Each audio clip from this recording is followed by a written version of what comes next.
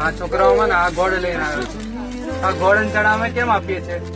આ નાના છોકરાઓ છે, રમતી ઉંમરના છે, તો ઘણી વાર શું થાય કે ખાવાનું બરાબર ના ખાતા હોય તો લોહીની ઉણપ થઈ જાય, લોહી ઓછું થઈ જાય શરીરમાં.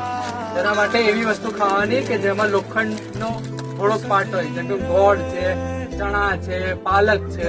તો નાના છોકરાઓને ગોળ, ચણા, પાલક એવું વધારે આપવાનું. ખાવાનું એલ્યુમિનિયમના વાસણમાં નહીં, લોખંડના વાસણમાં બનાવવાનું. લોખંડ એ લોકોના શરીરમાં થોડું જાય. પછી કોઈ ધાવતી મહિલા હોય કે પછી કોઈ પેટતી હોય તો એવા લોકોને પણ આવું થઈ શકે. લોહીની ઉણપ થઈ જાય ને, ઘણી વાર લોહીના બોટલ નહીં ચડાવતા હતા, હા, તો એવા લોકોને પણ ગોળ ચણા આપવાના. ગોળ ચણા આપવાના, રાબ આપવાની, પેલા આપણે કોઈ પણ ઘઉંના ફાળાની કસરની રાબ બનાવીને આપી દેવાની.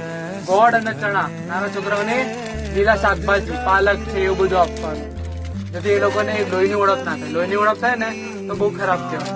લોહીની ઉણપ થાય બે